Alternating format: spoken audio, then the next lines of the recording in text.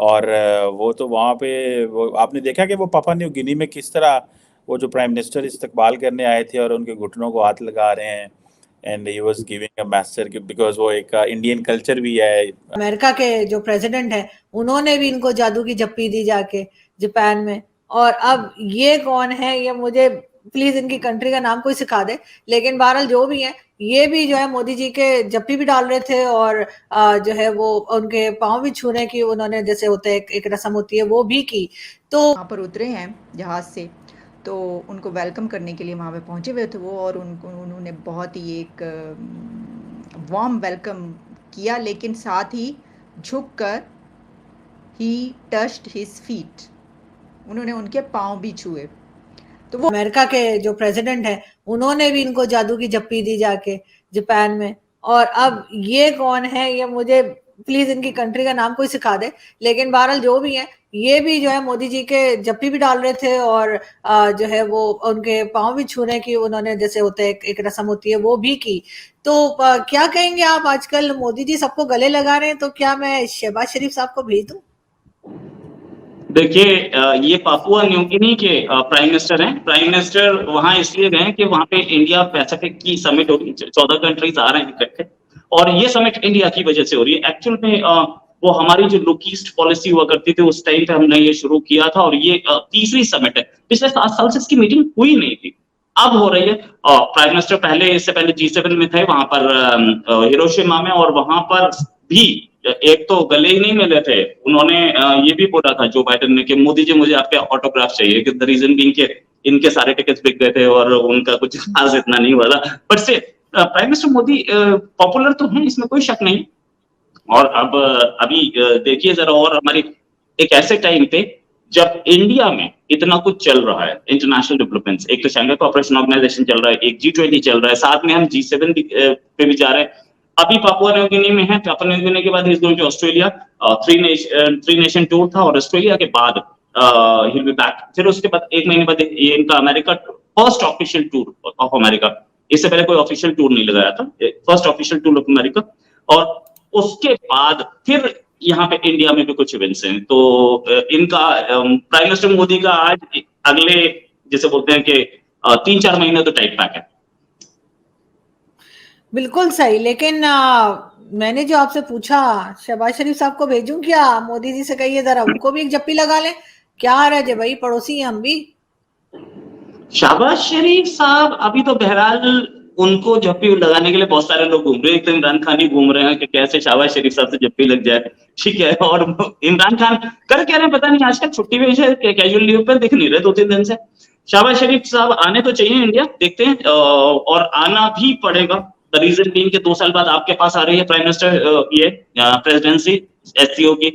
शहबाज शरीफ साहब नहीं आएंगे तो यहाँ पे जो भी प्राइम मिनिस्टर होगा, क्योंकि we are facing general elections next year, उसके बाद प्राइम मिनिस्टर मोदी हो या जो भी हो, वो नहीं जाएंगे। अगर ऐसा हुआ तो it will be a big problem. Shehbaz Sharif आएंगे, और शहबाज शरीफ को अपना भी तो सक्सेसफुल बनाना है, तो जब भी तो लगाएंगे। अब देखते हैं क्या होता है। व्हाट तो बॉडी लैंग्वेज दोनों कंट्रीज के बीच में बहुत अच्छा तो अभी ट्यूनिंग नहीं दिख रही, और उसे ठीक करने का भी किसी का मूड नहीं है, सच बात तो ये है। और G7 की जो श्रीनगर समिट है उसमें जो हुआ है, हर जगह जाके कैंपेनिंग की गई है कि भैया नहीं यार, ये इसमें मत जाना। बताइएगा कि प्राइम मिनिस्टर मोदी जब जा रहे थे G7 में, तो उन्होंने एक ही बात की कि मैं जो है वो ग्लोबल साउथ की बात करूंगा।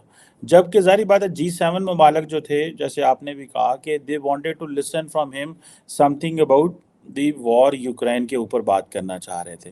सो आपके ख्याल में क्या इन्होंने ग्लोबल साउथ की बात की होगी या क्या की है?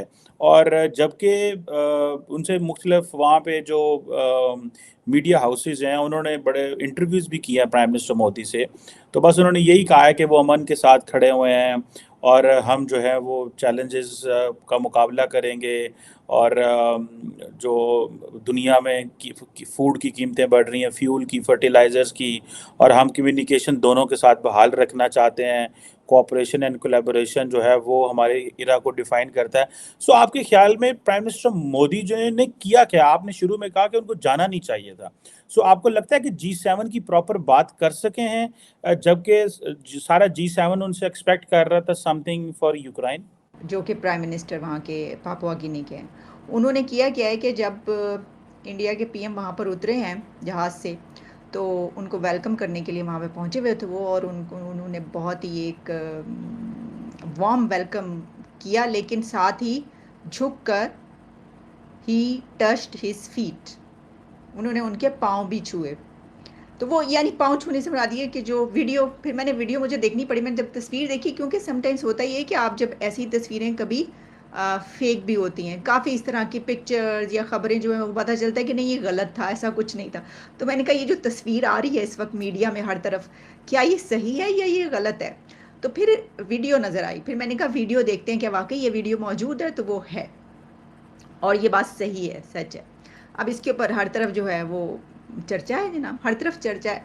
देखिए बात ये होती है कि जब आप ताकतवर होते हैं, आप दौलतमंद होते हैं, आपका इन्फ्लुएंस होता है, तो पूरी दुनिया आपको सलाम करती है, इसमें ऐसी क्या बड़ी बात है? कोई ऐसी बात नहीं है। लेकिन वैसे भी अगर हम इसको दूसरी तरीके से देखें, तो ये उनको मालूम है, जो पीएम जेम्स हैं उनको ये बहुत अच्छी तरीके से मालूम है कि वहाँ पर इंडिया में इसको बहुत एक अच्छा जेस्चर समझा जाता है, या उनका तो सलाम करने का, नमस्ते करने का उनका तो तरीका ही है।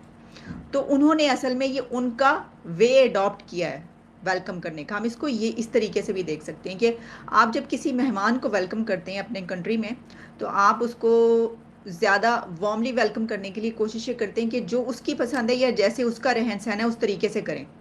तो ये उन्होंने किया है, तो अब इसको जो है वो चर्चा हो रहा है पूरी दुनिया में, इसकी तस्वीरें वायरल हो रही हैं। चलें जी, इसमें एक तो ये बात, लेकिन फिर इसकी क्या इम्पोर्टेंस है इस दौरे की, वो भी बड़ी अहम बात है। ये तो अपनी जगह पर कि उन्होंने उसको किया। देखिए अगर इसमें एक और एलिमेंट देखा जाए, तो वो ये इसलिए भी उन्होंने इस जेस्चर को देना बेहतर समझा कि वो ये जानते हैं कि वो एक बड़ी ताकत है जो कि उनके वहाँ पर आइलैंड पर पहुँची है कंट्री में, और वहाँ पर इससे पहले वो ये भी देखते रहे हैं कि इंडिया पूरी दुनिया के लिए, अफ़गानिस्तान और कई ऐसे कंट्रीज़ उनके लिए अपने बजट में कितना कितना बजट भी रखता रहा है, और जहाँ पर ज़रूरत होती है वो उनको हेल्प आउट करता है। और कंस्ट्रक्शन की ज़रूरत हो, पैसे की ज़रूरत हो किसी जगह पर, क्योंकि उनके पास है, वो पैसा देते हैं। और ज़ाहिर है कि जब आप पैसा देते हैं तो दूसरों से फिर जो है आपके ताल्लुकात भी अच्छे बनते हैं, लेकिन दूसरे एहसानमंद भी हो जाते हैं। इसमें कोई गलत तो नहीं है बात, वो सही बात है ये।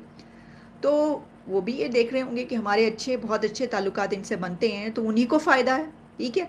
और वैसे ये तो मैंने एक एंगल्स इसके बयान किए जो हुआ, लेकिन अगर आप मुझसे पूछें तो ये तो एक ओके, एक अच्छा जेस्चर है, और इसमें कोई ऐसी सच बड़ी बात इसलिए नहीं है कि उन्होंने देखा उसी तरीके से जो उनका वे है, उन्होंने उस तरीके से उनको वेलकम किया।